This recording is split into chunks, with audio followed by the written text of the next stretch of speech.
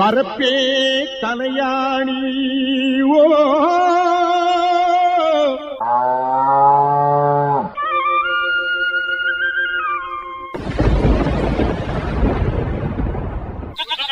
வாய்க்காலே பஞ்சுமெத்தே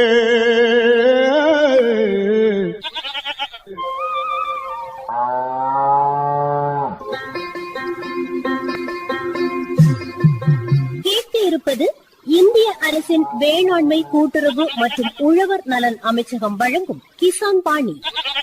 இது உழவர் பெருமக்களுக்கான வேளாண் வானொலி.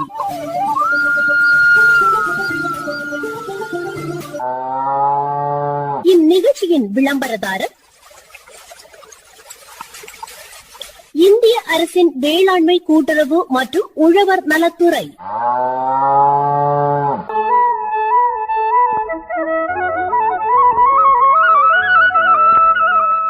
எட்வின், யாரோட உதவி இல்லாமல் நம்ம கையில் காசு அதிகமாக வந்துச்சுன்னா எப்படி இருக்கும் பத்தியா? நல்லா தான் இருக்கும். ஆமாம், இப்போ எத்தனை இடங்களில் ஆடு மாடு கோழியெல்லாம் பெண்கள் வளர்க்குறாங்க தெரியுமா? அவங்க நினச்ச நேரம் காசு எடுக்கிறாங்க. அன்னைக்கு நம்ம மல்லிகாக்களுக்கு ஒரு 25,000 ரூபாய் தேவை. அப்போ என்கிட்டேருந்து புலம்பிகிட்டே இருந்தாங்க, யார்கிட்ட போய் கேட்குறதுக்கு அப்படின்னு சொல்லிகிட்டே இருந்தாங்க. அப்போ நானும் என்கிட்ட எதுவுமே இல்லையே, நான் என் பாட்டு கேட்டுட்டு பேசாமல் வந்தேன். அடுத்த நாள் அவங்கக்கிட்ட போய் கேட்டேன், அக்கா நேற்றைக்கு வந்து ஒரு 25,000 ரூபா தேவை இருக்குன்னு சொன்னீங்களா, எப்படி கிடைச்சா அவங்களுக்கு அப்படின்னு கேட்டப்போ என்ன சொன்னாங்க தெரியுமா? யோசிச்சுட்டே இருந்தேன் யார்கிட்டையாவது கேட்கலாமா அப்படின்னு சொல்லிட்டு. அதுக்கப்புறம் தான் பார்த்தேன் நம்ம வீட்டில் தான் வந்து நிற்கிது அப்படின்ட்டு 2 ஆடை பிடிச்சி கொடுத்துட்டேன் அப்படின்னு சொன்னாங்க பார்த்துக்கோ. அதில் இருந்து எனக்கும் ஒரே ஆசை, ஏதாவது ஒரு 10 கோழியோ ஒரு 4-5 ஆடோ வாங்கி போட்டு வளர்த்தி வருமானம் பார்க்கலாம்ல. பார்க்கலாம் தான். ஆனால் அதுக்குள்ளே அந்த ஆடு வளர்க்குறதும் கோழி வளர்க்குறதும் விஷயம் தெரிஞ்சால் தானே நம்ம தொழில் பண்ண முடியும். நீ சொல்லுறதும் சரிதான் பார்த்துக்கோ. இந்த விஷயங்களை கேட்கணும், ஆனால் நல்ல அனுபவம் இருந்தால் அவங்கள்ட்ட கேட்கும்போது தான் நமக்கு நிறைய விஷயங்கள் கிடைக்கும். சரி, நீ இப்போ அந்த ஆடு கோழி வளர்த்த போறியா? ஏன் ஏதோ நீ வந்து எல்லாமே எனக்கு சொல்லி தரது மாதிரி கேட்டுட்ருக்க? நீ விஷயத்தை சொல்லு. உனக்கு ஆடு கோழி வளர்க்க ஆசை இருக்கா இல்லையான்னு சொல்லிட்டு. இருக்கு எட்வின். அப்போ இன்னைக்கு ராத்திரி நம்ம கிசான் வாணி நிகழ்ச்சியில் ஒருத்தர் பேசுகிறாங்க. யார் பேசுகிறா? திக்கணங்கோடு ஆர் கீதா அவங்க. அப்படியா? பார்த்தியா, இந்த கும்பிட போன தெய்வம் குறுக்கே வந்துச்சுன்னு சொல்லுவாங்க பார்த்தியா? அதே மாதிரி நான் யோசித்தேன், நீ அதுக்கான வழிகாட்டுதலை சொல்லிட்ட. கண்டிப்பாக அந்த நிகழ்ச்சியை கேளு. அவங்க வந்து ஆடும் கோழியும் வளர்த்து அதிக வருமானத்தை பெருக்கிறாங்க. கேட்டுருவோம். ஆமாம், வணக்கம். வணக்கம் சார். ஆமாம், நீங்கள் விவசாயத்தை பொறுத்தவரை பார்க்கும்போது நீங்கள் எந்த மாதிரி விவசாயங்கள் வந்து செய்கிறீங்க? விவசாயம் ஆடு கோழி வச்சுருக்கேன். அடுத்தது தென்னை வாழை வச்சுருக்கேன். நீங்கள் வந்து விவசாயத்தை பொறுத்தவரை பார்க்கும்போது வாழை வச்சுருக்கீங்க, தென்னை வச்சுருக்கீங்க, அதே போல் வந்து ஆடு கோழி இந்த மாதிரி வளர்க்குறீங்க. சரி, இப்போ அந்த ஆடு கோழி வளர்ப்பை பொறுத்தவரை பார்க்கும்போது அது வந்து உங்களுக்கு எத்தனை வருடத்தை அனுபவம்னு சொல்லலாம்? அனுபவம் 15 வருஷத்தை அனுபவம். ஆடு கோழி வளர்ப்புலன்னு பார்க்கும்போது கிட்டத்தட்ட ஒரு 15 ஆண்டுகள் தான் வந்து அனுபவம் இருக்குது. சரி, இப்போ ஆரம்பத்துலன்னு பார்க்கும்போது நீங்கள் இந்த ஆடுகள் ஆகட்டும் அதே போல் வந்து இந்த கோழிகள் வந்து எங்கேருந்து தேர்வு செய்து வாங்குனீங்க? தேர்வு செய்து வந்து எங்கள் அம்மா வீட்டில் இருந்து தான் அந்த ஸ்டார்டிங்கே உருவானது. அவங்க தந்து நான் வளர்த்து அடை வைத்து கோழிகளை திருப்பி பெருக்க பண்ணியது. அந்த இப்போ ஆரம்பத்துலன்னு பார்க்கும்போது உங்கள் அம்மா வீட்டில் இருந்து ஆடு கோழிகள் வந்து வச்சுருந்தாங்க. அவங்க மூலம் தான் வந்து நீங்கள் அந்த ஆடு கோழிகள் வந்து வளர்க்க ஆரம்பிச்சிங்க. ஆமாம், வளர்க்க ஆரம்பித்தோம். இப்போ முதல்லன்னு பார்க்கும்போது எத்தனை கோழியிலேருந்து நீங்கள் ஆரம்பிச்சிங்க?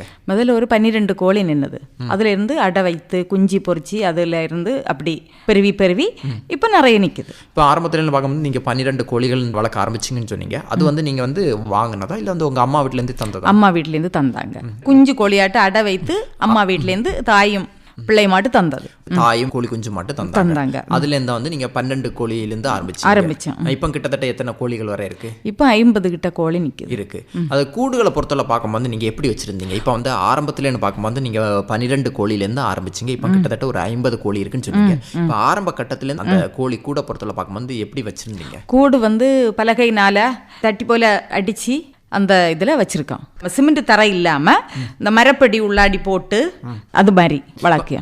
இப்போ கிட்டத்தட்ட ஒரு 50 கோழிகள் அதில் நிற்க அளவுக்கு வந்து நிற்க அளவு வச்சுருக்கோம். அந்த கோழிகளை பொறுத்தவரை பார்க்கும்போது நீங்கள் திறந்து விட்டு வளர்க்குறதா இல்லை வந்து அந்த கூட்டுக்குள்ளே போட்டு வளர்க்குறதா? திறந்து விட்டு குறிப்பிட்ட கோழிகளை தான் விடியாது. அல்லம கோழிகளை அடைச்சி போட்டுருவோம். சாப்பாடு வச்சு அடைச்சி போட்டுருவோம். அப்படியே திறந்த விடுவோம். மேய்ச்சலுக்கு விட்டு வளர்க்க. மேய்ச்சலுக்கு விட்டு அடுத்து உள்ளாடி அடைச்சி போட்டுருக்கிறதுக்கு புல் புல்லு பறிச்சு போடியது நல்லது அப்படின்னு அந்த முட்டைகள் வந்து சாப்பிடியதுக்கு அந்த புல்லுல இருக்குது சத்துக்கள் இருக்குது இல்லையா, அந்த புல்லு மேஞ்சி போடக்கூடிய முட்டையில சத்துக்கள் இருக்குது. அதனால புல்லம் பறிச்சு போடுவோம், இந்த விளையெல்லாம் இப்படி மேயதுக்கும் விட்டுருவோம், மேய்ச்சலுக்கும் விட்டு வளர்க்குறீங்க. இப்போ ஆரம்பத்துலேருந்து 12 கோழிலேருந்து ஆரம்பிச்சு கிட்டத்தட்ட ஒரு 50 கோழி இருக்குன்னு சொன்னீங்க. இப்போ இந்த அடைக்குன்னு பார்க்கும்போது அந்த முட்டைகளை வந்து நீங்கள் எப்படி தேர்வு செய்து எடுக்கிறீங்க? முட்டை வந்து உருண்டை முட்டையாட்டி இருக்குது, பெண் கோழி பொரிக்கும், அது கொஞ்சம் நீளமாக இருக்குது சாவல் அப்படி இப்படி. ஆனால் கூடுதலும் பிடைக்கி வச்சுக்கிட்டு ஒரு 3-4 முட்டை தான் அந்த நீள முட்டை அப்படி வைப்போம். அப்போ சாவல் கொஞ்சம் கம்மியாக இருக்கும். அப்படி பார்க்கும்போது அந்த முட்டைகளை வந்து எப்படி தேர்வு செய்து எடுக்கிறீங்க? இப்போ வந்து ஒரு கோழி வந்து முட்டை போடுறேன்னு பார்க்கும்போது அது வந்து ஆரம்பத்துலேருந்து அந்த போடுற முட்டை எடுக்கிறீங்களா, இல்லை வந்து இடைப்பட்ட போடுற முட்டைகளை வந்து நீங்கள் சேகரித்து நீங்கள் அந்த கோழின்னா கொஞ்சம் கூடுதலாக முட்டை போடுங்களா, அந்த கோழிக்கு முட்டையிலேருந்து தேர்வு செய்து முட்டைகள் சேகரிப்போம். அப்போ என்ன கூடுதல் முட்டை போடும். சில கோழிகள் ஒரு சூலுக்கு 10-12 முட்டை தான் போடும், ஆனால் சில கோழிகள் 20 முட்டை வரைக்கும் போடும். அப்படிப்பட்ட கோழிகளை தேர்வு செய்து அடை வைக்கிறது. அந்த கோழி அடை காக்கிறதுக்குன்னு பார்க்கும்போது அந்த கோழி வந்து நீங்கள் எப்படி தேர்வு செய்து எடுக்கிறீங்க? அந்த தாய்க்கோழியை தாய்க்கோழி வந்து நிறைய நாள் நீண்ட நாள் அடை கிடக்கிற கோழியை தான் தேர்வு செய்து வைக்கிறது.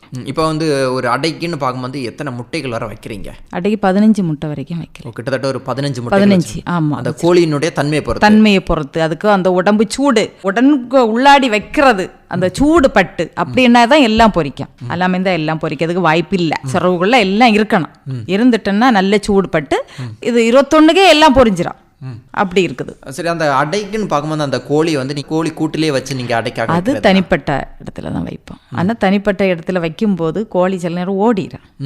அதுக்கு ஒரு கடவை ஏதாவது எடுத்து மூடி வச்சு 2 நாள் மூடி வைக்கச்சில அப்படி இருந்துடும். வந்து அப்பப்போ நீங்கள் அந்த தாய்க்கோழி வந்து நீங்கள் திறந்து விடுதானா?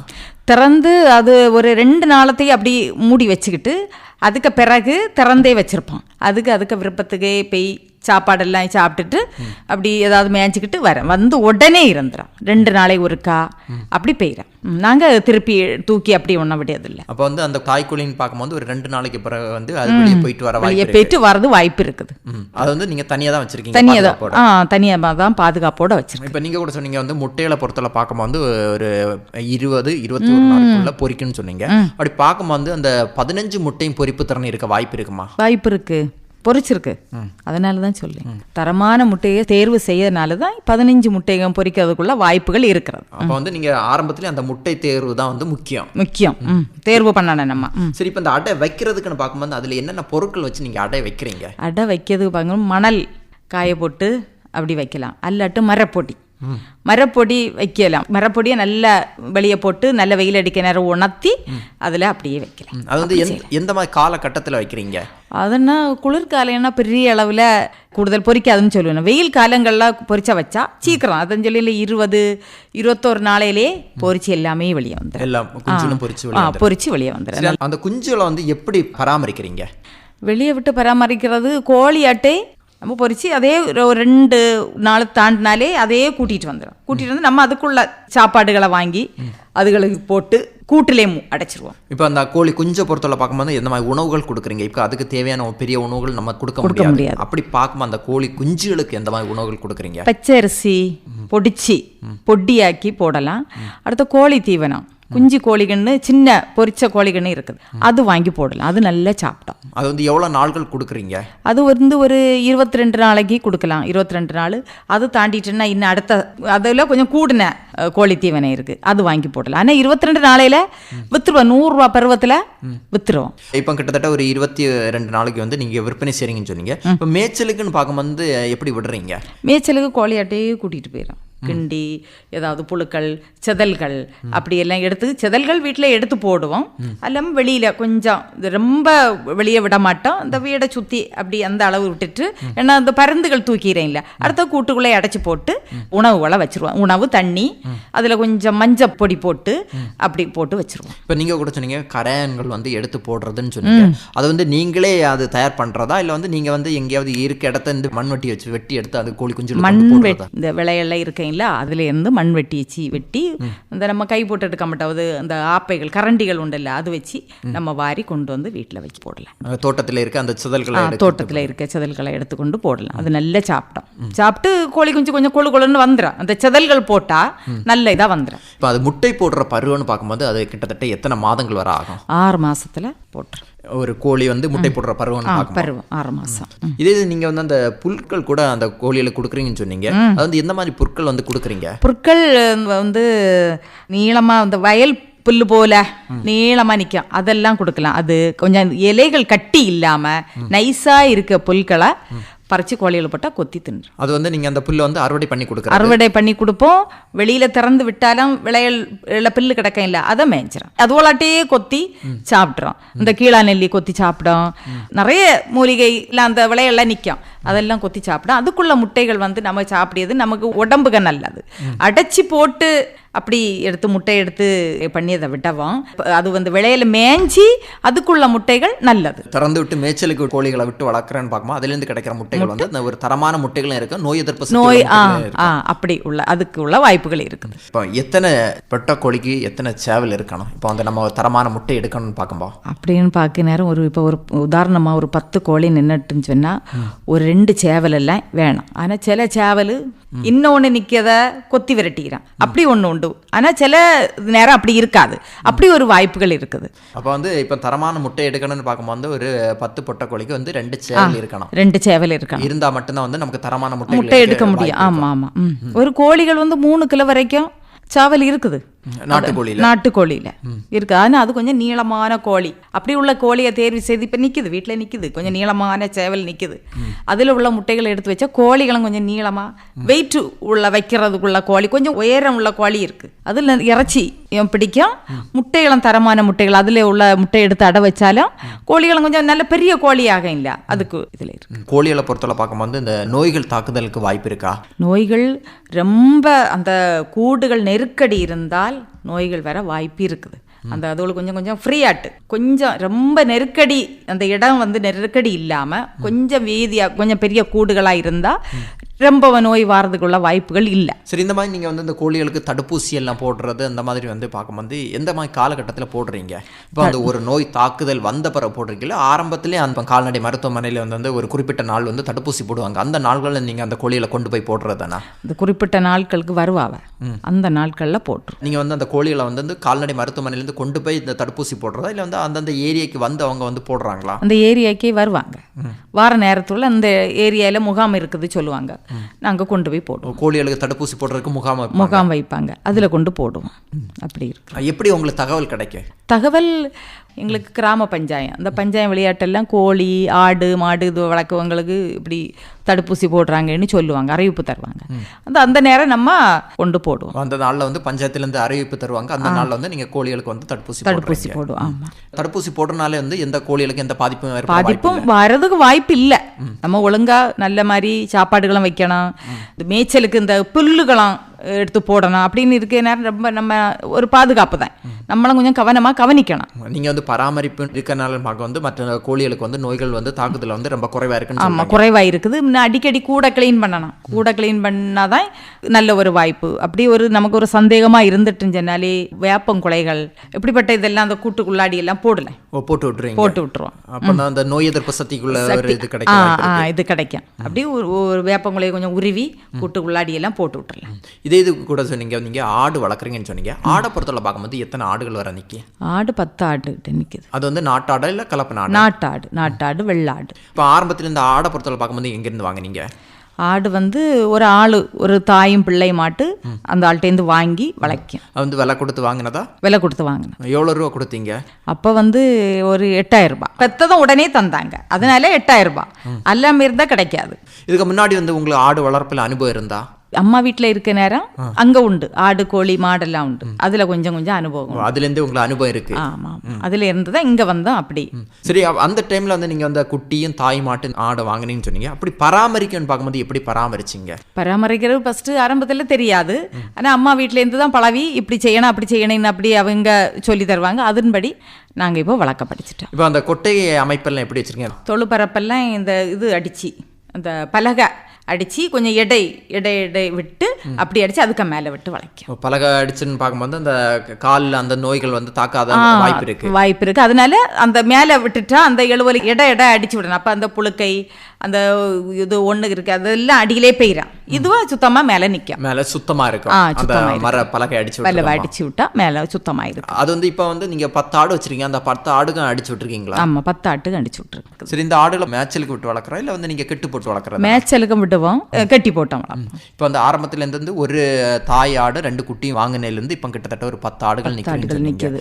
அடுத்து வந்து சினை பருவத்துக்குன்னு பார்க்கும்போது இந்த தாய் ஆடு வந்து எத்தனை மாதங்கள் ஆகும் அடுத்த சினை பருவத்துக்கு? சினை பருவத்துக்குன்னு 3 மாதம் கழிஞ்சாலே நமக்கு கொண்டு அது மாச்சு அடிச்சாமல் இருந்தாலும் ஒருக்கா சேர்த்து விடணும்.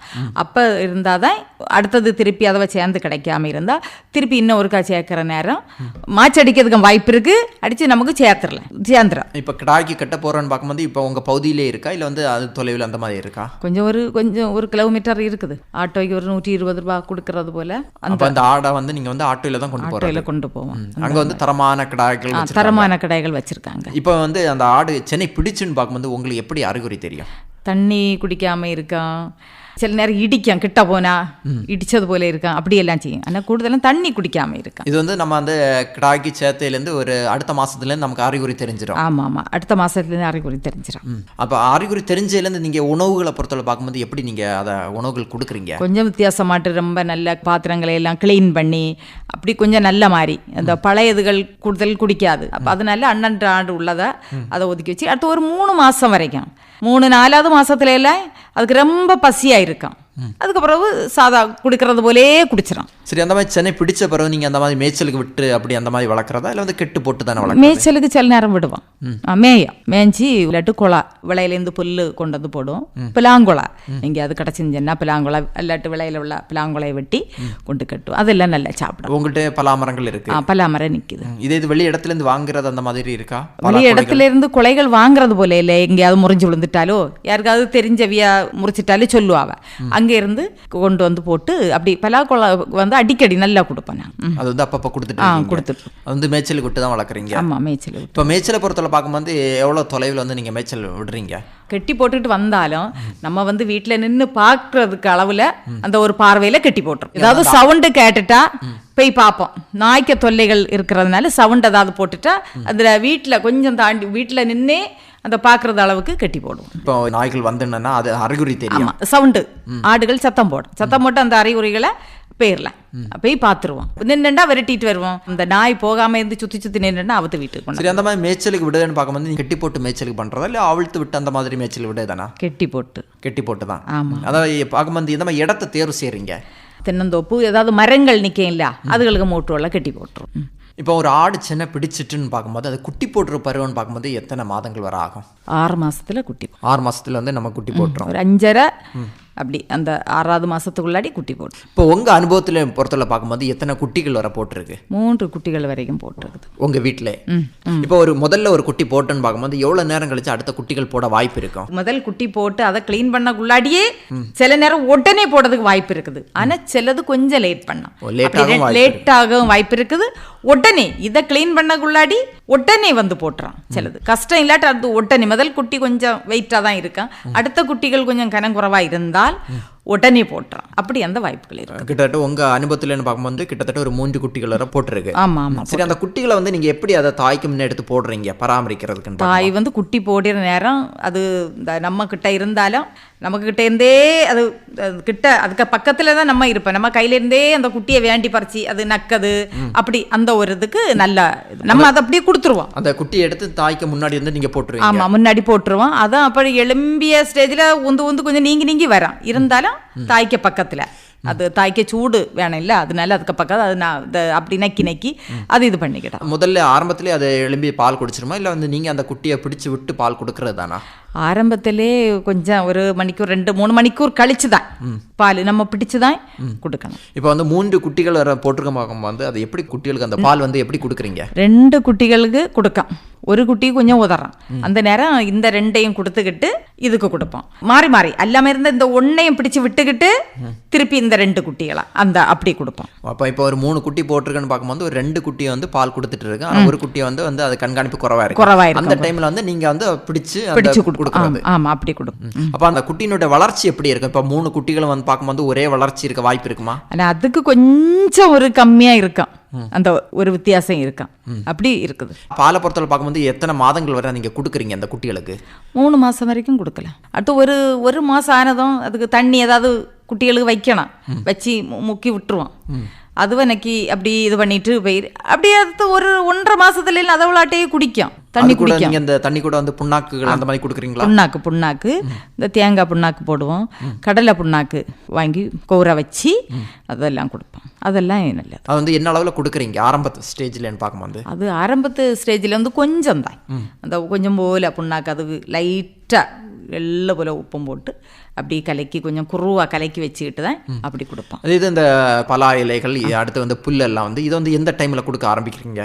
புல்கள் வந்து விளையில மேய்ச்சலுக்கு கட்டினேன்னு சொன்னா அந்த தாய்க்க கூட நிற்கும் இல்லையா, அப்படியே புல்லு கடிச்சதுக்கு மேய்ச்சலுக்கு பழவீரம் அப்படி ஒரு வாய்ப்பு. அதுக்கப்புறம் குலை கட்டினாலும் தாய்க்கு கட்டுவோமே, அப்ப கொஞ்சம் தாத்து தான் நம்ம கட்டி போடுவோம். அதுலயே அந்த பிள்ளைகளாம் கடிச்சு அப்படி பழவி இதா. சரி, இந்த மாதிரி ஆடு வளர்க்குறதாகட்டும், கோழிகள் வச்சிருக்கீங்க, என்ன அளவில் வந்து வருமானம் இருக்கு? வருமானம் ஒரு தேவைகள், நமக்கு ஒரு பண கஷ்டங்கள் வந்துட்டாலும் ஒரு 2 ஆடை விற்றாலும் ஒரு 15,000 ரூபாய் 10,000 ரூபாய் ஒரு தேவை வந்துட்டுச்சுன்னா இந்த அளவுக்கு நமக்கு கொடுக்கலாம். அது ஒரு சின்ன தேவைகள், ஒரு 1000 ரூபாய் தேவைப்படுது, ஒரு 2000 ரூபாய் தேவைப்படுது, இதுக்கெல்லாம் 2 கோழி 4 கோழி 5 கோழிகளை குடிக்க நேரம் வருமானம். அதுலேருந்து முட்டைகள் வருமானம் கிடைக்குது. முட்டை பொறுத்தளவு பார்க்கும்போது தினசரி கிடைக்க வாய்ப்பு? தினசரி வாய்ப்பு இருக்குது. முட்டைகள் தினசரி கிடைக்குது இல்லையா, அதுலேயே ஒரு 15-20 முட்டை போட்டுன்னா அது 200 ரூபாய்க்கு வாய்ப்பு இருக்குது. இந்த மாதிரி முட்டைகளை வந்து நீங்க கடையில் கொடுக்கறதா இல்லை வந்து உங்க வீட்லயே வந்து வாங்கிட்டு போவாங்க? வீட்லயும் வந்து வாங்கிட்டு போவாங்க. வீட்டில் வந்து வாங்காம இருந்தால் கடைக்கு விற்பனை. என்ன சொல்றீங்கன்னு பார்க்கும்போது இப்போ வந்து நமக்கு ஒரு பண தேவை இருக்குன்னு பார்க்கும்போது நம்ம ஆடுகளை விற்பனை செய்து அதிலுடைய வருமானத்தை எடுக்கலாம். இது வந்து பார்க்கும்போது இந்த கோழின்னு பார்க்கும்போது ஒரு சின்ன தேவைகள், ஒரு 1000 ரூபா 2000 ரூபா தேவை இருக்குன்னு பார்க்கும்போது இந்த மாதிரி கோழிகளை வித்து வந்து நமக்கு வருமானம் எடுக்கலாம். ஆமா, வருமானம் எடுக்கலாம், உபரி வருமானம் கிடைக்க வாய்ப்பு இருக்குன்னு சொல்றேன். வாய்ப்பு இருக்குது. ஆமா. இதே இது பார்க்கும்போது இன்னும் அந்த கோழிகள் ஆகட்டும் ஆடுகள் ஆகட்டும் அதிகப்படுத்தணும்ல எண்ணம் இருக்கா? அதிகப்படுத்தணும் எண்ணம் இருக்கு. அதுக்குள்ள இடங்களா நமக்கு வேணும். அப்ப இடம் இருந்துன்னு பார்க்கும்போது இன்னும் அந்த கோழிகளை வந்து அதிகப்படுத்த எண்ணம் இருக்குது. அப்போ இவ்வளவு நேரம் வந்து உபரி வருமானம் தரும் ஆடு கோழி வளர்ப்பு பத்தி நல்ல அருமையான கருத்துக்கள் சொன்னீங்கம்மா. நன்றி, வணக்கம். நன்றி, வணக்கம்.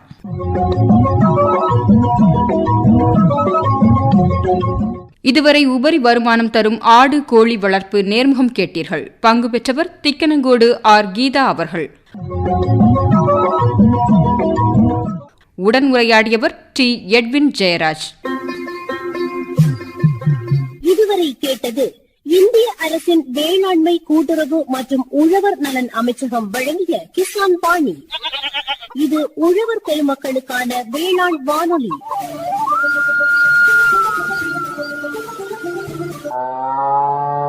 இந்நிகழ்ச்சியின் விளம்பரதாரர் இந்திய அரசின் வேளாண்மை கூட்டுறவு மற்றும் உழவர் நலத்துறை.